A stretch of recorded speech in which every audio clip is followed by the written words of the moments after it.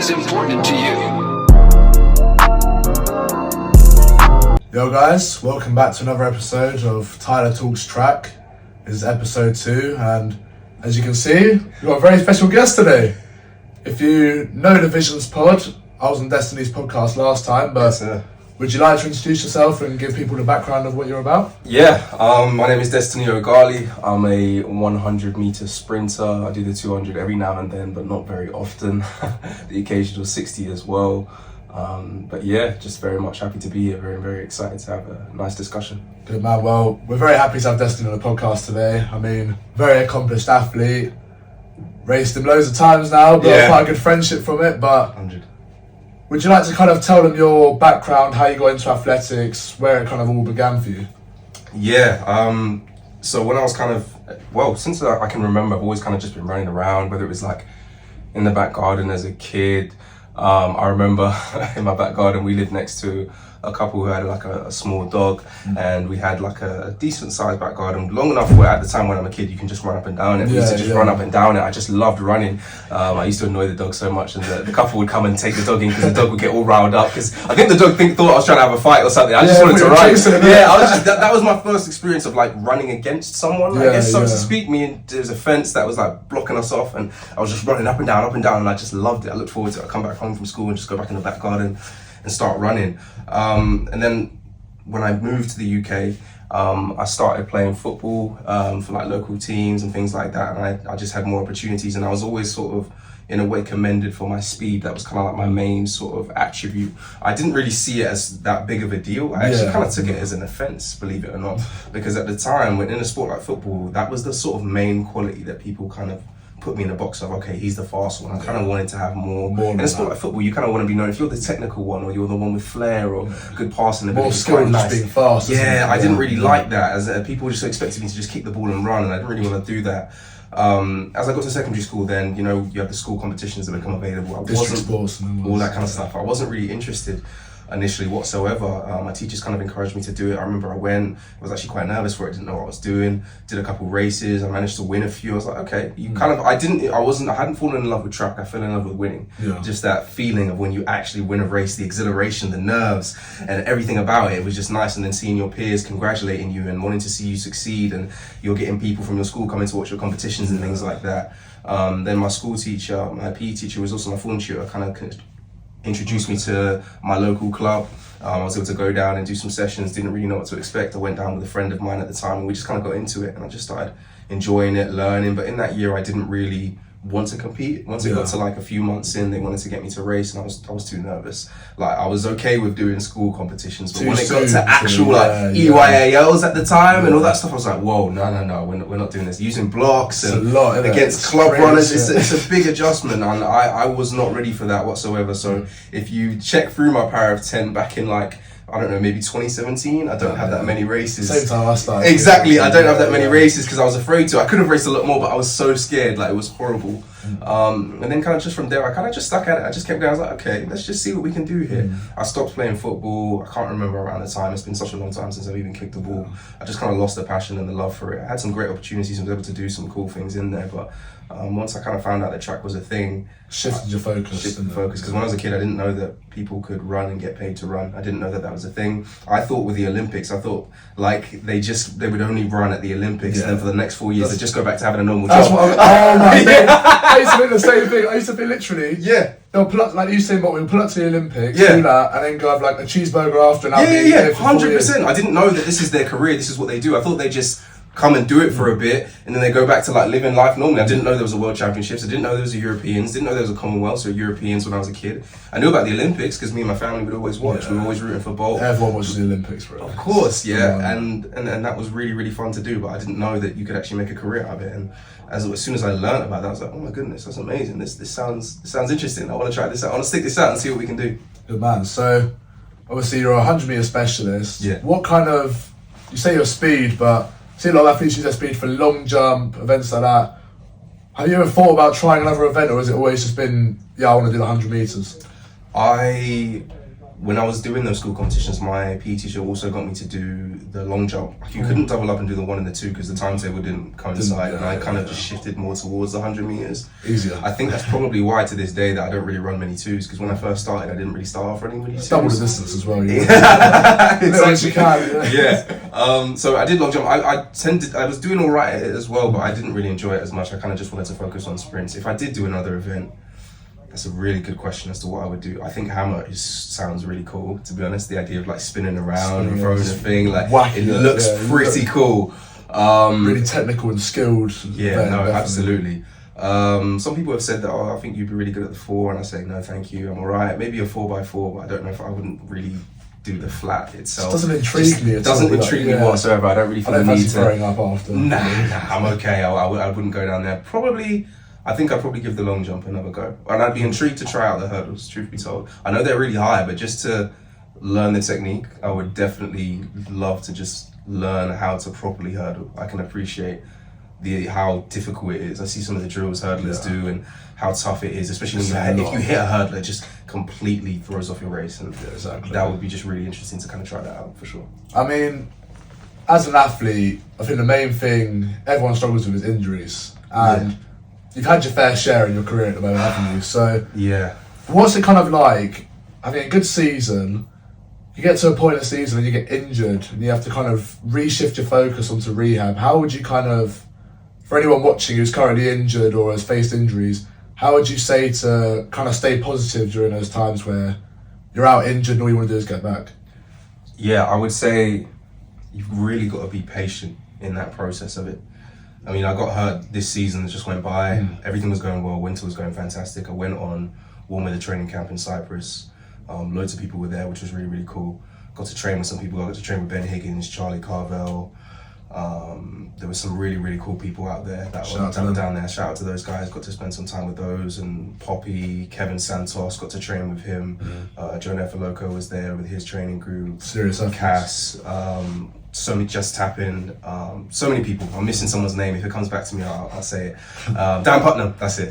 He was there, so big up him. All those guys. Had some really cool conversations with those guys. If you've never been to warm weather training, definitely I'll suggest it. It's a great way to just connect with other people you've never met. It's so fun. It was the first time I went and it was great. But yeah, it didn't end on the way that we wanted to. Training camp was amazing. I felt like I was probably doing a bit too much in that camp. Other people could probably tell you that as well, the ones that knew. I got hurt on the last day. It was the last day of camp, the day before we were going. I remember it, I was doing a 200 rep. I think it was the session was 250, 200, 150. The 250 was fine. The 200, I came around the bend, I was in the last, probably like 60 meters. I've got a video of it. I think I've still got it on my phone. It's crazy. I have to see that. Yeah, I'll have to show it. Last 60 meters, I just feel my hamstring. And I'm like, oh no. And it kind of like, it stopped me, but it didn't stop me. I remember I just kind of shot up a little bit, and then I tried to finish the run and I couldn't. And Clarence, who was Clarence Calendar, he was timing the rep for me. He was helping us out on that day. And I remember he came up to me and was like, what happened? Why did you stop? I think I ended up running it at like a 24 and I like stopped because I was going to go in a pretty decent time. It was a good rep. And then it went, and then I went and see the physio and he says, you need to just sit down. You've just been doing too much. And this was frustrating because we were there till like the 7th of Jan. Then after that I was meant to do indoors. It was already quite late and I hadn't even opened my indoor season yet. We were planning to do indoors. I get back, I wasn't able to do it. I wasn't fit, I wasn't ready, and I wasn't prepared to race. So we had to scrap my indoor season as a whole. So immediately the plans were just gone. So frustrating. Setback after setback. Didn't get to rehab it properly because I didn't have time to. We were trying to spend time just gradually getting back into training over the few weeks that followed. And we weren't making the progress that we wanted to. I was missing out on loads of speed sessions. So the speed wasn't in my legs. I wasn't able to open up my season until late May. Loughborough International didn't open up running anything fast. Exactly. Crazy. When the original plan was going to be April, opened up with like a 10.9. They put me in. I was in the slowest race of the guest race. I think I was in the last race, which was like, I was like, whoa, I didn't expect that. I was 10:45 PB. Should have been. It was frustrating. I didn't understand what was going on. I guess it worked because I didn't run that fast that day. I ran like a 10.9, did relay. I felt a bit better on relay, but I still knew I just wasn't really there. And then I just spent the whole season trying to run catch up. It was similar, the same thing in 2022. I had a groin issue as well as like a back issue. So many things, and I couldn't get it right. Issue after it was like sciatica. I couldn't get it figured out. Went to different physios and things like that. It just came at the wrong time. Went to British Champs, couldn't perform at British Champs last year the way I wanted to. This season, first time in 4 or 5 years that I didn't get the invite to British Champs. It was so gutting to have to sit there and watch it on TV, knowing that I wanted to be there. So many things that I wanted to do that I didn't quite get the chance to do as well. It's frustrating knowing that you can do so much more. For me, what I've been able to do is just, I'm a believer, so I'm a Christian, and that ties into everything that I do. So in those moments when you feel like you're questioning God, and you're kind of just like, Lord, why is this happening? Like, what have I done wrong? I've tried to do the right things. And it kind of just, it enabled me to understand that there's a scripture that says, all things work together for the good of those that love God and are called according to his purpose. So through me showing my love to God and obedience to him, I know that everything will work out for his glory and for my own good. My own good may not look in the way that I think it should or want it to, but ultimately it will be for my good. That even though it may not be great now, at some point I'll look back and I'll be like, I'm glad that happened because I learned a lot. Because I have been able to learn a lot about my body, about training, about recovery, about properly rehabbing an injury. Smarter athlete now. Lots of weaknesses. I'm way smarter, and that's a blessing, and I thank God for that, because if it hadn't happened, I would have never known. I'd rather it happen now than later on in my career. Because you're still a very young man, you've got many years ahead of you in your career. For me personally, I feel like it's better to learn these lessons now than when you're 24, 25, going up for the Olympic season and 100%. Bang, your first injury comes. But definitely, you're a very accomplished sprinter, Destiny. I mean, you've run for Great Britain. What would you say that's like when you first get the phone call or the email saying, "Hi, Destiny, you've been selected to run for your country"? What was kind of the feeling like? Oh man, so first time I got the England call up was in 2018, and funny story, I didn't go. It was for SIAB. I came second in English course, and I didn't go to SIAB. 2 reasons for this. One, I was injured. I had a bad hamstring injury. I could barely walk. I remember leaving the stadium with my parents and with my family, and I was limping. I was done. I was cooked. 3 rounds relay. I was done out here. I was cooked. It was not good. So I remember I went on holiday. I went to America for like 3 weeks after that. I was chilling. I didn't do anything. So I think someone else got the opportunity to go. I can't remember who it was. I think it's Toby Mac. Toby Mac got it. I still got the jacket though, which is nice. I still have it to this day. It's back at the house because I went there to tell them, and they were like, "What? Are you joking me? You can't go." I remember telling the Hearts sort of team manager that I couldn't go. He was so disappointed as well. I was like, "Hey, we booked a holiday. My family. We didn't really know that SIAB was a thing. No one told me. No one at my club let me know that if you do this, this is what can happen." It's only after you come top 2, isn't it? Yeah, I didn't know. I really did not know. And like I'm getting a SIAB invite. It was in Scotland. I think Grangemouth. Didn't get to go, so I missed my first call up. I never got to go. Then the following year, that was when I got my first GB call up. 2019, it was for the Manchester International. We were actually able to win a bronze medal. It was a really fun experience. It was so cool. It was me. It was Joel Pascal Menzies. Shout out him. Then it was Owain Lloyd Hughes. To me, I ran 3rd leg, and then 4th, Toby Ogunkami ran. And that was so fun. We raced against the England seniors, Wales, I think an LAL team, I'm not sure. There's a video of it somewhere, I can maybe put it in something. Slide in the video. Yeah. It was really fun. First time getting that call up. It was nerve-wracking because I think there was 5 of us.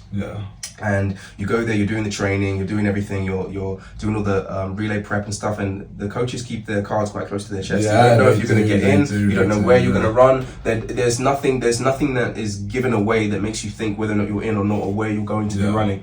Everyone kind of runs the same amount of runs, and everyone switches places anyway, so you never really know. So it was kind of nerve-wracking. I didn't know. Getting the kit, of course, was just absolutely amazing. I remember me and Toby Mac, when we were in the hotel, we were talking about the different kits and whatnot. I remember him saying, I'll never forget this to this day. He'll remember this like it's yesterday. He said, he was wearing the speed suit, and he's like, when I wear the speed suit, I feel like I'm going to run 9.9. And it's quite funny now because years later, he ran 9.9. Yeah, it's crazy. He was talking about it. It's like, because I say, I'm not a speed suit man. He knows this. I say to him, bro, it's vest and lycra for me, bro. He's like, nah, man, you gotta wear the speed suit, bro. Why are you not wearing the speed suit? He was really feeling the speed suit. You feel like a demon in the speed suit. You feel like you're on job. He was making that point. He was like, man, when I wear the speed suit, I feel like I'm gonna run 9.9. I was like, bro, nah, man, I don't like the speed suit. We're having that conversation. That was fun. Just memories. I really enjoyed it. Really enjoyed that competition. Able to come away with a medal. We were able to do what we were supposed to do. The coaches were pleased as well. So it was just a great experience. I ran a PB that day as well, which was fantastic. So just perfect day. Really, it was a blessing, man. It was quite rainy conditions that day as well, but it was amazing. First time getting that opportunity, and then making a team. The first time making a team was under 23s in 2021. And that one was just crazy because that time the kit gets mailed to your house and Suitcase, you get the full thing, suitcase, tech fleece, bag, tech fleece. Oh, I heard so many people talking about how nice it is. It is nice. It delivers. One thing with Great Britain, shout out Great Britain, you have the best kit. Yeah, sensational. Especially the new one as well. It's just the new one, perfect material, everything. It's got the Aero Swift bottoms. Everything. It's amazing. That was just so amazing. Even the way I got the call was just fantastic. Because even in that season in a way was a disappointment because I remember I had gotten hurt. I had a groin injury. I wanted to go for the individual and I just missed out. The standard has changed now. I think it's 10:35 now, but at the time it was 10... It's 10:30 even now, I think. It's 10:30 now, and at the time I think it was 10:45 or 10:40. I think it was 10:40 at the time, and I'd ran 10:45, and I really wanted to go for the individual, but I didn't quite get it. It was still a blessing to be able to go for the relay, but I felt I could have done it. Injuries kind of hampered it again. I had a groin injury. I still had a little bit of a niggle going into the championships, but it was a blessing. It was a blessing that I was able to kind of hold together. But no, that was great. Everything kind of came as a full circle moment. Loads of opportunities came from that. It was all kind of unexpected. I don't really remember at the time necessarily knowing whether or not I was going to get picked. It was all very much up in the air, especially with COVID and stuff. They had to change it. It was meant to be in Italy and then they had to move it to Estonia because we had it first and then the under-20s came after us, and we all know how that one went. Crazy. So yeah, no, it was a really cool experience. First time going away, seeing other nations and other countries and things like that. Like, it was just so cool it was just so surreal. Everything was happening very, very, very quickly. Had a really cool experience. Who I roomed with Brandon Mingeli, shout out him. Had an amazing time with him. We spent so much time talking about so many different things, from track to life to experiences. I was able to learn a lot. I met Brandon for the first time back in 2018 or 2019 when he won English schools. And I remember back then he gave me some advice, and then years later to see us now rooming together, representing GB. Just these full circle moments. I'm like, God, thank you. Like, this is amazing to just have these opportunities. So yeah, no, it was great. Really cool. Good man. So what would you kind of say the environment's like? Because obviously you go from running at English schools, running at nationals, to then getting a call up, having to go on a flight. You're sharing, I presume there's other teams in your hotel, other countries too. Yeah, we had Ukraine. Yeah, Ukraine was there. I'm trying to think if there was another one. I know definitely Ukraine. I feel like Holland was there, but they were on another section of the hotel, so we didn't really see them. I mean, for us at Worlds, we had like America, Jamaica, and like 15 other countries. Like, that must have been fiery. The environment is very, very different. Yeah. Used to here. Of course. You have teams just checking you out, like seeing what you're about. Do you know what I mean? Like, really? Down. Yeah. It's different environment. Was it kind of like that at Euros as well? Or was it all just kind of laid back? No, it was pretty alright because it was mainly in our hotel. We weren't seeing that many other people. It was mainly GB in our section. When we went to the warm-up track and things on the first day, that was so cool. We got to see the track because they do the thing. I'd always heard about it. When you go there and it's on the days before the competition, they get the starter out and you're able to do some practice runs with the gun. I thought that was really cool. I went there. Who was the sprinters? It was Dom, Jeremiah, and Brandon. So some of them did a couple. I don't think Jeremiah did, but I know Dom did. I think with the gun. I might be wrong about that, but. Being able to see that was just really, really cool. Being able to go, it was so hot. It was absolutely roasting. I've never been to Estonia, but I didn't realize how hot it was. We were right next to like the shore as well. There was just really cool shoreline that we could go and check out. Awesome. That was really cool. I think the only time I felt maybe that environment, two times actually, was when we were doing relay practice at the warm-up track, because it's the same warm-up track that everyone else was warming up at. And I was a bit nervous because it's my first time. I remember I was in the wrong lane to start my practice run. I think I was going to go into someone and I started off the run in the wrong lane. And one of the coaches from the other nations, it might have been Spain or something like that, kind of like made a comment to me. He made a comment where other people could have heard it, but I also heard it. And it kind of, I was just like, oh man, I need to fix something. Like, what am I doing? And it just kind of got in your head a little bit. But I like that. I'm glad I had that experience because you're going to be around other nations, other coaches, other people, and you kind of just need to do your thing, 100%. The second time was in the warm-up area. You got the other nations screaming, making noise. Again, I think it was Spain. They're just shouting, they're jeering, they're cheering, they're doing all the woo, all that kind of stuff, just making noise. It's crazy. And I kind of was just like, whoa, I've never experienced anything like this before. It's different. I was very quiet. I didn't really say all that much. I kind of just wanted to get out there and get your head down and get moving. When you get out there, you hear the announcer and everything like that. It's really loud and like it's just it's a crowd crazy. Like all the nations are all bunched up into one, trying to support like their athletes. It was definitely unlike anything I'd ever experienced in the UK, and I'm I enjoyed it though. Good man. So I love that. Kind of leads me on to my next question with pressure. Obviously, you're at international competition. You're running a relay for Great Britain, so it's not just you're worried about. It's 3 other men as well. Yeah. Because say you drop the baton or something, it's affecting your whole team. Do you know what I mean? Yeah. So how would you kind of say you dealt with the pressure of it's not just you, there's 3 other athletes too, and you have to do your job.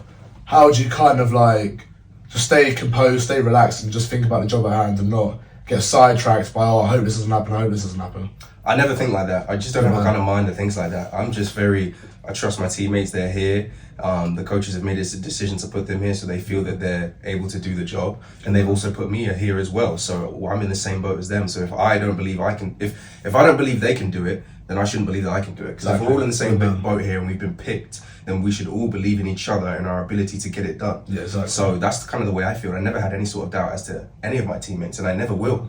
Because if they're here, then they're supposed to do a job. Whatever happens. Yeah. But we're here and we're as a team, we're as a collective, and we're trying to reach a common goal, which is winning.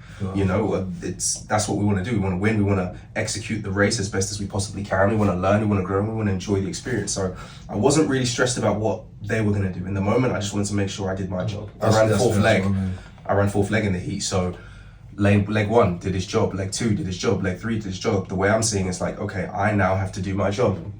300 mark, go off straight, exactly. 300 meters has been run already, and now it's time for me to finish it off, and that's what I wanted to do. And I was able to learn a lot with that. But I think trusting your teammates is key. You need to have good team, you need to have good camaraderie, you need to have good communication with each other, spending time with each other, which we were able to do, which was nice. We had that belief in each other, and I think that's important. No matter, even if you've raced before, you're going to race, or irregardless of what has happened prior to this moment, you have to kind of put that all to bed and just be like, we're here to do a job. We've been picked, we've been selected. It's not free, it costs money to get the flight, to pay for you to eat and all that kind of stuff. Like, it's a blessing, it's a privilege. So let's go out there and let's enjoy it, and let's do the best that we can do. Yeah. So obviously with relay, you're running with people that you've been competing with all year. Yeah. Let's say it was you, Jeremiah, Mingeli, Ashwell, and I think James Hansen was there, wasn't he? Yeah, and we have Shamar as well. And so you've got 6 people there that you've been racing all year, you competed against. Weeks prior, how is it kind of like, I mean, from my personal experience at Worlds, like, everyone was kind of just chilled out. Yeah. Was it kind of just the same, like everyone was just always just friends, there wasn't any animosity there for like races previously or anything, it was just kind of like... No, I don't think so. I in that moment for me, I wasn't even thinking about that. I wasn't really thinking about, oh, I've raced you, or you run this, or you run that. Everyone was just an individual at that time. You're just a person that I'm going to be spending a prolonged period of time with. I want to know who you are, and I want to know what you're like, what your interests like. You know, it's nice to be able to just speak in a normal way. That's kind of how me and Brandon, we never ever touched on a race that me and him had or were going to have. It was all just normal, direct conversation, kind of like as if we never even knew each other. Friendly conversation, just kind of coming together, talking about life, talking about different things. None of that came into it because it wasn't relevant. I wasn't going to race them now. They weren't worried about me. We're teammates now. We're trying to do this together. It's Team GB now. It's not like Destiny versus this person versus this person. It's like, we're Team GB now. We're on a team. We're trying to win. We're trying to perform. We're supporting people you're supporting people you've never met before. You've never spoken to them, but they're on the same team as you and you want them to do well. So, nah, there was no issues in that. It was fine. It was just communicating. And I always want it to be that way. Even if it is going to be a case that we could or we might or might not race each other, it makes no difference to me. It's not a fight at the end of the day. Exactly. We just want to enjoy it. Yeah. It's not a fight. It's a race. We don't even touch each other. There's no contact. I feel like people take track so and it's great to take sport seriously. I mean, we put a lot into our training. We put hours into it, nutrition, sleep, everything, to make sure we're primed for a moment. But I see athletes now, they're all like tensed up and just like amped up. It's just like, don't take it so seriously. And athletes won't even like say hi to each other and stuff like that. It's just like, I used to do that. I'm not going to be a hypocrite and act like I didn't used to do that. Back in probably 2018, 19, maybe even a bit of 20, I wouldn't really talk to people. I wouldn't even talk to people that I knew. People that I knew, that I trained with, that I spent time with, they'd see me there and I just would not talk to them. I felt that was the best way for me to be able to perform, and I've had to learn and grow and evolve to learn that I don't need to do that. I was getting too overworked with the situation, and as I got closer to God, I was able to just have more peace in the situation regardless of what the outcome is. So now I'm able to see people, and I'm not going to act like you don't exist. I think that's really strange to do, and then after the race all of a sudden we're cool. Like, I think that's fake. Like, I know you might be focused, you might do your thing. I can respect if someone just feels that that's what they need to do. Yeah, But I'm always trying to make it clear that there's no problem, there's no issue. Everyone has a different regardless ways of the of outcome of getting the race, that there's no issue and there's no problem. Even you, when I saw you at, I've seen you at numerous competitions, but the last one of the season was at Birmingham, and I saw you, and we were warming up upstairs. Yeah. I saw you. We chopped it up. We spoke. We went down. We didn't race each other that day, but we didn't. I didn't know that I wasn't going to. If that made sense, I didn't know if I was going to race you or not. We didn't know who was A stream. No. We had no clue. We were just talking about life. We were just talking about life. Yeah, and there's no problem. Yeah. And then we went our ways. Like it's not an issue. Like it's that's just the nature of the sport. You might race each other. You guys may run similar times, or just the way the situation pans out. You do the race, and that's it. The race is 10 seconds long. For 10 seconds, you guys are trying to do the best you can do. And then I don't think it's never that serious. It's just competition. You're competing. You actually want to push each other to do well. Exactly. You want each other to be at their best on the day, so you guys can get the best out of each other. And I think that's a great way of being able to look at it. You guys want to perform at your best. If you both run a PB that day, you're going to be glad that you were in each other's races, because you guys pushed each other for a PB. You know what I mean? And I think that's a good attitude to have. Enjoy it and have fun. Yeah, for sure. I feel like with track, a lot of athletes get very... I mean, they have healthy rivalries, things like that, but sometimes athletes take it too far and kind of just like get animosity towards each other. I feel like it's good to just have a healthy rivalry where you're going to push each other enough that you'll both get PBs out of each other, but not kind of like develop a bit of a hatred, not hatred for each other, but just like animosity towards one another. But yeah, I'm not interested in that at all. No, it's not what sport's about, I think. Yeah, I just want to show love, like try and be a blessing, try and help wherever I can, be able to watch some really cool races and be in some really cool races. I don't want no problems with nobody. I'm not interested in that. I don't think that's necessarily how I feel the sport is going to move forward in terms of having those hatreds and those. I think it can breed more toxicity, and then when the sport becomes toxic, people don't want to be in a sport that's toxic. To watch it. No, in a sport that's nerve-wracking already, you don't really want to add more of that. You're going into an environment, you're like, I wonder if they're going to be there and how they're going to respond to me, and you don't want problems. I don't think that's the way forward. I think healthy rivalries where there's respect, and there's an understanding, and like that's nice. I don't think like full-on arguments, beef, slandering each other's names. I don't think that's healthy, and that's not something I want to be a part of. I feel like that's what kind of social media has done nowadays. Like, obviously, you have the Fred Curley and Jacobs, they were going back and forth on social media, but you could tell there was love there. Do you know what I mean? There was. I even saw videos of like them having like just normal conversations afterwards, which is fine. So it just proves that it wasn't really what I think other people maybe thought it was. Yeah. I think it was just. I think maybe they even had some kind of agreement. To kind of just. It's like Noel Lau saying he's going to run 9.65 in 19.10. It's just more people tuned into the sport and world champions is because of that. That's what we need. Do you know what I mean? We need viewership so there can be more funding into the sport, more people coming into the sport, make it just more competitive. But one thing I feel like track needs to do more of, especially with, I mean, London Diamond League had about 80,000 people. Crazy. Just more promotion, promote it more. That's why I think things like these podcasts, I mean, I don't know, Destiny's got a podcast, Visions Pod. I will tag it in the video now. Give it a listen. I've got an episode with him. He's got some great episodes out. Thank you, guys. Got an episode dropping. It will be out when this is out, I'm sure. I think. Yeah. As of now, when this is recording, the latest one is going to be dropping tomorrow, and it's actually some of the stuff that we've touched on. I think we speak on a little bit, covering different sports, track as well. Some of the things that I think that they should do, similarly to what you just said. So definitely tune in, guys. I'll drop a link in the description for that. But obviously, you've been doing a sport. I'd say what's that? Over 6 years now, haven't you? How important would you say, because people assume with track, you just have to run fast and that's it. How important would you say things like sleep, having a good diet, just doing the small things have kind of helped you progress as an athlete? I love my sleep. Anyone that knows me knows I love my sleep. I don't play about my sleep. Even if I didn't do track, I still would never play about my sleep. I just love my sleep. I love to sleep. So that was a really easy thing for me. I know some people struggle with sleep. I'd say it just gives you that opportunity to recover and to rest your brain as well. When you're throughout the day, you're thinking so much, you're doing so many things, your mind's going all over the place. But when you're able to kind of just sleep, you're able to kind of just shut everything down, rest, recuperate, give yourself complete rest. Even when you're watching TV, you can still be thinking about stuff. So just being able to just kind of be in that place where you're completely relaxed is always great.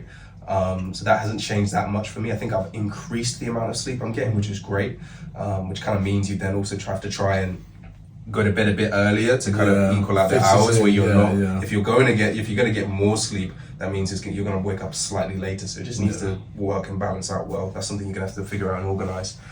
Diet, man, it's changed a lot. I was one of the worst for diet, especially when I was in secondary school. Same, bro. I would eat like cookies and cream Kit Kats every day, 2 bags of Skittles, you name it. I loved my sweets, my chocolate, all my rubbish food, and this was all while I was competing and training. Didn't do anything at the time, but I know it definitely has an effect now. And then I got on the other side of the spectrum where I was kind of, I was trying to be too healthy to the point where I couldn't have anything. Like if I had a McFlurry, it would like not send me into a frenzy, but I'd be like, oh man, is that going to affect my performance? Like it was a bit too much, and I feel like now I'm getting the balance where I'm able to kind of enjoy what I'm eating, ensuring I'm getting the right things, you know, the macros and micros. I've had different chats with different nutritionists and things like that. And unfortunately, you're going to get different opinions from different nutritionists. Everyone's different opinions. Everyone's different. Some will say, you can have sweets on a regular and they're really good and you should have them before a race. And some will say, no, you need to cut out that sugar. You need to take that sugar out completely. People are going to have different perspectives. You're going to have to try and find what works best for you, where you feel like you're ready to compete or to train. For sure. It's something that I'm still learning. I think taking on fluids as well is really important. Drinking the water. I'd stay away from like fizzy drinks. I don't drink any alcohol as it is, but I stay away from fizzy drinks as a whole just because of the damage they do to your teeth, and also the caffeine makes you kind of stay up. Because I don't drink it at all. It's crazy. It's crazy. I remember I went to stay at someone's accommodation when they were at uni, and for the first time I had like Coke, and I haven't drank Coke in such a very long time. And I remember I had it just before, it was probably about 7 o'clock at the time, and I couldn't sleep. It was like 3-4 a.m. and I couldn't sleep because I'm not used to having caffeine in my system. I don't drink coffee, I don't really drink tea. It's a shock to the system. I couldn't sleep. So yeah, definitely it's interesting. People don't talk about caffeine enough. Caffeine is nuts. I mean, for me, I never used to take caffeine before I compete, but probably about an hour before I race, I have a little science and sport caffeine gel thing. Really? Oh, it's actually a caffeine gel. You have these gels that have like, it's not got much caffeine in it, but it's got enough that you just feel like a bit awake from it. But I see a lot of athletes get addicted to coffees, caffeine. The Red Bulls. Red Bulls. Red Bulls monsters. It's the topic. Stop drinking Red Bulls. I see so many athletes drink. I mean, there was one athlete, I'm not going to name him. He probably drank about 6 or 7 a day. What? And it's like, how do you sleep? And bear in mind how bad for you Red Bulls are. Like, I've heard about just all the stuff in them, how bad they are for your body, your system. It's crazy. Obviously, I think caffeine has its place. I mean, say you've already ran 2 rounds of 100 meters and you've got 200, quick little caffeine shot, get your energy up a bit, get you more amped for your race. But I see people take like 4 caffeine shots, and I'm like, your nerves are going to be through the roof, you're going to be all amped up. I feel like it just kind of has a bit of a negative effect on you if you overdo something. Do you know what I mean? Definitely. I think trying to find balance with it all really depends. If it works for you, do it. I mean, but just try not to overdo it. I think it's interesting. It's an interesting topic, caffeine as a whole. Definitely needs to be discussed more because it's interesting to see how that stuff works. Like the effects it can have. Like the fact that I couldn't sleep, I was like, whoa, that's weird. Like just from caffeine, nothing Coke. Caffeine, you can't. And this is so widely produced. Like so many people, you can go to the store and get like Coke, and that will just keep you up. Like. Wow, it's crazy. But I feel like it's important in sport to have balance with everything really. I mean, you have diet, you have sleep, you have... Say you want to go out for a meal with your friends, it's important to not... I mean, I'm quite bad for it. I'll go, let's say I have a burger with my friends, I'll feel like terrible for it, like a day after. I'll be like, oh, I've just eaten something not very good for me, I'm going to put on weight or I'm not going to perform as well. I feel like, as an athlete, especially as a young athlete, it's important to enjoy your life. Let's say you go cinema with your friends, you have like a pick and mix and have some sweets. Yeah. It's not going to affect you that badly. Yeah. I feel like just kind of keeping a balance with what you do. Obviously, don't overdo it. Don't go have sweets every day. Don't go have caffeine every day. But don't sleep 5 hours every day. But like having a balance there so you're also enjoying your life as well as working hard. For me anyway, I feel like it's kind of just helped me relax a bit more with track. I mean, I don't know about you, but my nerves before competing sometimes are awful, but say I've just been more balanced and not been as like, I need to eat this at this time or like track my calories, things like that. Yeah.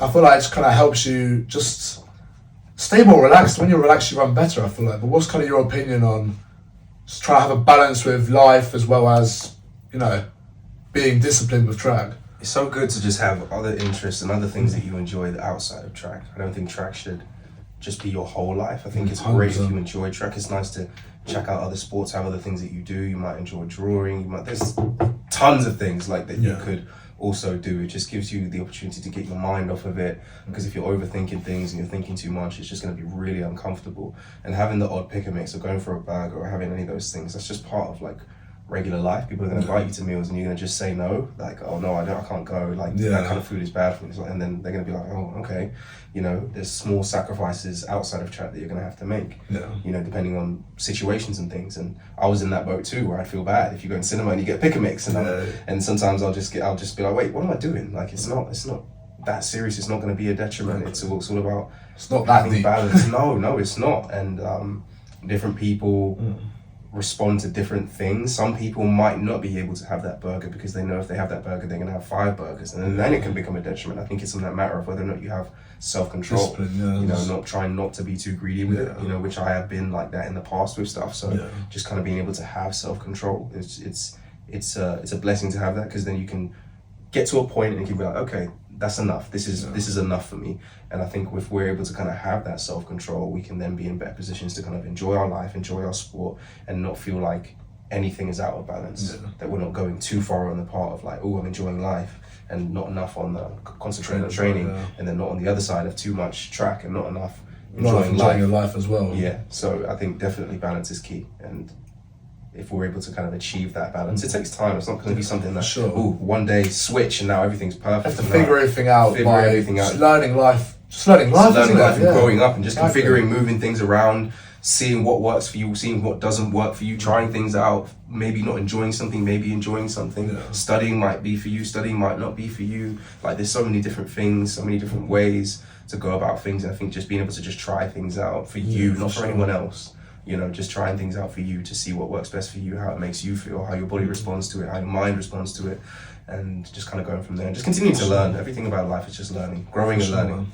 So you're a great track athlete, but what are your hobbies outside of track? Like, what do you like to do just on a day-to-day? Yeah, outside of track, my favourite sport outside of track, I love sport as a whole, but probably my favourite sport outside of track, martial arts, mixed martial arts, like UFC. I love. Are you watching the UFC tonight? The fight tonight? Oh, I don't know, man. Maybe. I know the prelims have started. It's a crazy fight. For those that don't know, it's Kamaru Usman versus Khamzat Chimaev. He jumped in.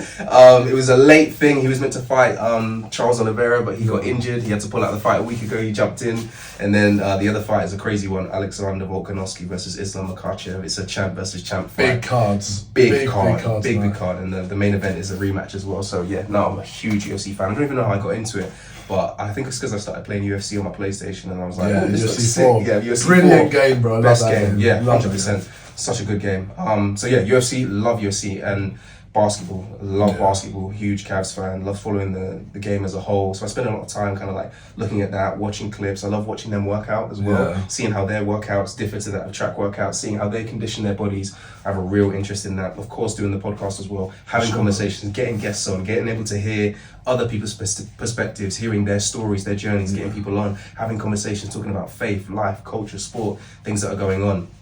I love all of that. Just trying to tap into more of the creative side of things as well. For sure. Writing as well. I love writing and making content. I do some stuff for Noof as well. Shout out to them. Shout out Noof.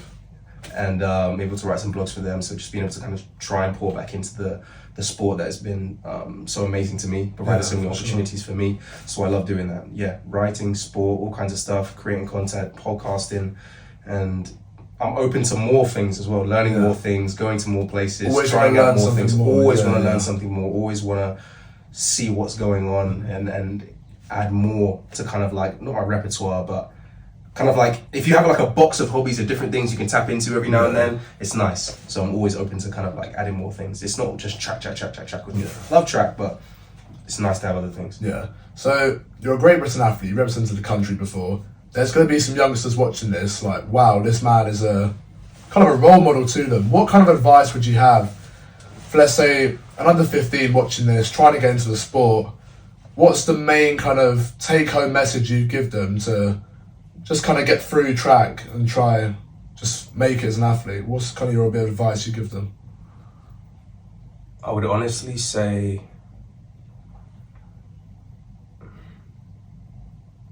enjoy what you do. And when I say enjoy what you do, it sounds like such a standardized comment to make, but I'll try and delve into it more on a deeper level. Enjoy what you do in the sense that in the process of you going to the track and being in your group and being around your coaches, enjoy being around those people because you're going to spend a lot of time with them. Get to know your training partners. Spend time with your training partners outside of training as well, where you can develop good relationships with them. Because the better relationships you have with those people and that team, the more fun it's going to make it for you. If you don't enjoy your training partners, you don't enjoy being there, you're not really going to want to train. You're not going to really want to be in the sport. So enjoy the entire process of things and put yourself in the deep end as quick as you can in terms of competing. As an under 15, as an under 17, go to your national champs. Aim to try and go to your English schools. Go to open meetings where you're going to be running against faster people. Go to all of these places where you're going to be challenged, where you're going to be in an environment that is alien to you, because that makes up exactly what it is as an athlete. You're going to be in situations, places that are going to be alien to you, that are going to be different, that are going to be uncomfortable. So get yourself used to that. Enjoy that process. Have a group of people, friends, family that support you, that care for you, that love you, and be communicative with them. Tell them what it is that you're trying to do and why you're trying to do it. Explain your love for the sport so that they really understand it. If your parents or your guardian or whatever, they don't understand how much it means to you, they're not really going to be able to support you the best. They're not going to be able to support you in the best manner possible with the knowledge of how much it means to you. So enjoy that process whilst you're there, even though it's training and you're taking it serious and whatnot. Enjoy. And if there's someone else that you can help them. Even though you're learning, don't think that you don't have anything that you can give to anyone else that could be a blessing. You absolutely do. Any experience, give it. Give it to anyone and everyone in your group and try and help them. As much as you want to get better, we want everyone to get better. The more better people in the sport makes the sport better. When you have loads of great performances all the time, people are going to see that. If it's just every now and then, it's not. People aren't really going to care as much. It's a fluke. But if everyone's running well, they're going to be like, it's fantastic. This is great. You think of the NBA or the UFC, there's global stars, so many great players in that league. They have debates, who's the best? They're good because there's so many great people that makes it difficult for people to even put them on a tier list, and that's nice. Being in those conversations where there's that many great athletes and you don't even know how to be able to differentiate them, that's nice. I'm not all for comparing, by the way. Yeah, of course. Just having a pool of great athletes across all the age groups. Across different events, different age groups, different, just say you've got sprinting, you've got distance, just having debates about who's the best. I feel like it's great. Outside of times, and taking times out of it just as a whole as to how they run their race, how they run, technically, who performs it best where, all these different things, there's different metrics you can use, but it all starts from being in these training groups, encouraging those younger ones, doing whatever you can to help them.